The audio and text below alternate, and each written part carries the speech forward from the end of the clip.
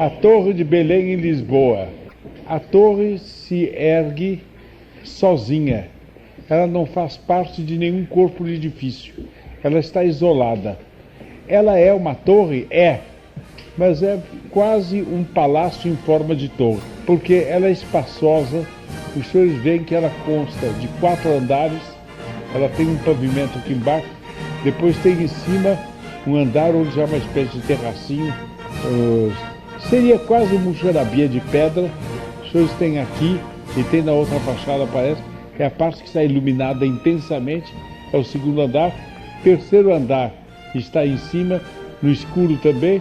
No 4º andar, resplandecente de luz, está o caminho da ronda, que percorre o horizonte a noite inteira para ver se algum inimigo vem e para se defender contra o inimigo. A torre está cercada de um pátio, de um patamar grande, e os senhores notam guaritas nos ângulos, não só da torre, mas desse pátio, para ficarem ali os vigias quando há tempestade, e eles têm que se abrigar.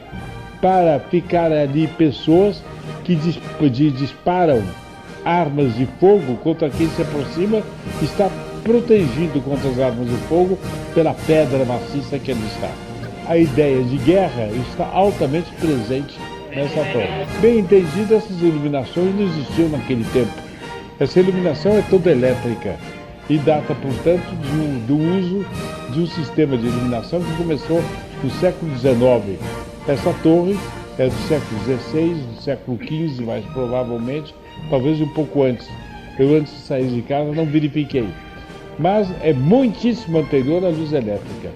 Mas o uso da luz elétrica favorece a beleza da torre. Qual é a impressão que esta torre dá?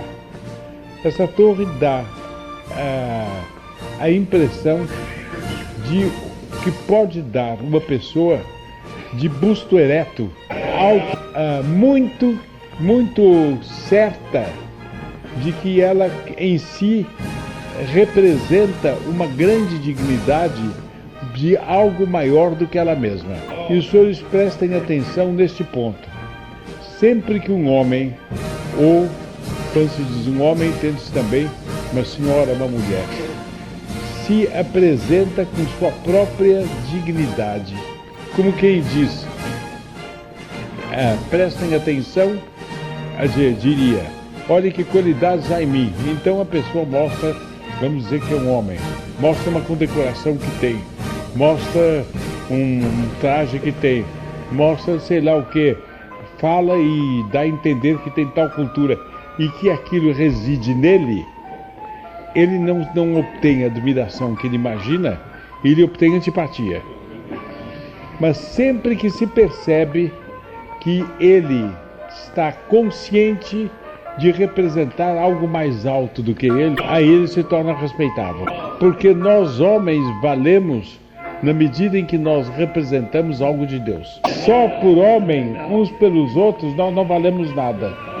Mas é na medida em que, pelas nossas funções, pela nossa situação, às vezes pelas qualidades que Deus pôs em nós, como numa vitrine onde se podem colocar objetos bonitos. A vitrine não tem do que ficar mega por estarem aqueles objetos. Foi a mão do dono da vitrine que abriu a vitrine e pôs ali dentro aqueles objetos. A vitrine de um joalheiro. Os senhores imaginem que uma vitrine de um joalheiro ficasse mega e dissesse, olha como eu reluzo. Eu sou idiota, você não reluz nada. Puseram em você joias que reluzem. Assim Deus fez conosco. Deus pode nos ter dado algumas qualidades que reluzem, mas que valem na medida em que tem como ponto de referência a Ele, o autor e o modelo supremo de todas as perfeições. Nessa medida valem. Se não é isso, não vale nada. Alguém dirá, não, mas eu, para adquirir tanto saber, eu lutei, eu aprendi, eu aproveitei minha inteligência, isso não tem o mérito? Digo, tem sim. Sabe qual foi o mérito? Foi o mérito de ter correspondido a uma graça que Deus lhe deu para isso. Como Deus deu essa graça, Deus deu a X essa graça, X teve coragem de fazer todo esse esforço. Então lá foi. Mas normalmente, sem a graça de Deus, não sai nada que verdadeiramente preste.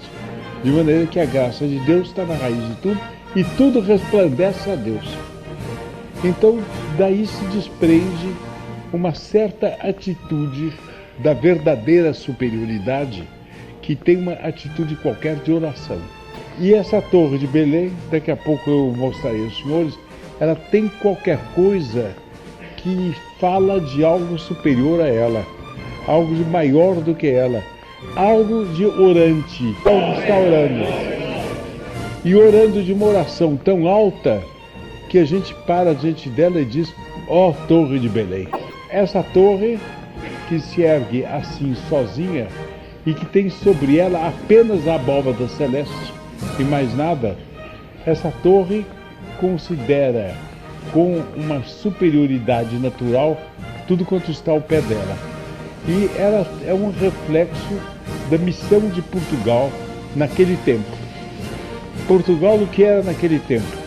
Uma nação pequena, é verdade, mas não pequena para a Península Ibérica, onde o destino de Portugal na Europa se desenvolvia. A Espanha constava de uma soma, de uma porção de reinos, sucessivamente herdados por vários reis espanhóis, que foram somando esses reinos e formaram um reino maior que Portugal. Mas de si Portugal era igual ou maior do que muitos dos reinos que compuseram a Espanha. Bom, e durante toda a Idade Média ele pesou como potência dentro do panorama espanhol, do panorama ibérico. Mas lhe estava destinado outra coisa muito mais alta, a expulsão dos árabes do seu próprio território, paralelamente com a expulsão dos maometanos feita pelos espanhóis, uma obra irmã e complementar da obra dos espanhóis. Mas Espanha e Portugal, sobre elas sopravam outros ventos, sobre elas pousavam outros destinos históricos. Esta torre simbolizava uma nação destinada a conquistar, a descobrir, a povoar e a assimilar a seu espírito e a sua civilização povos de uma vastidão enormemente maior do que a sua. E tudo isto trazido para a cristandade. E mais ainda do que trazido para a cristandade, ser a página quase em branco onde Nossa Senhora escreveria suas maravilhas no século XXI. Então, um misterioso vento histórico pousava sobre essa torre, do alto da qual os reis ou os almirantes e os grandes homens de Estado iam ver partir as esquadras que iam para este destino maravilhoso de Portugal. E os senhores então compreendem que todo este porvir está representado por essa torre. Essa torre simboliza um desígnio de Deus, simboliza uma missão. E por causa disso, a gente olhando para ela com verdadeiro espírito, a gente percebe que ela tem qualquer coisa de orante. Há qualquer coisa dela de forte e de recolhido. Ao pé dela poder-se dizer estátua de um guerreiro em prece. Sério, forte, impassível, mas com o alto de sua personalidade e sua alma luminosa como está ali. Ela é cheia de bondade, ela atrai, ela não exclui, mas ela é sumamente cônscia de sua própria dignidade. Ou quer dizer, ela sente em si mesma a maneira viva sua própria dignidade. Como pode uma pessoa ter uma alma tão dura ou tão vil que não se comove e não se entusiasma olhando essa torre?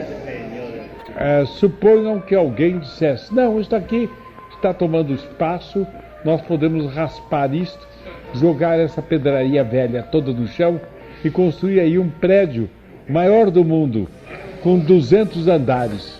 Eu nunca mais quereria ver esse lugar. E se alguém mergulhasse ao fundo do mar e trouxesse para fora um dos paralelepípedos dessa torre que caiu e guardasse na sua casa resto da Torre de Belém, eu diria, me dê uma lasquinha para eu guardar comigo e levar para mim comigo na sepultura. Então, o que é que decorre disso aí? Decorre, muito simplesmente, que a gente compreende que a alma humana foi feita para essas elevações e para essa dignidade. E que o primeiro passo que ela dá para se ausentar daqui já está a um passo dos abismos em que ela caiu.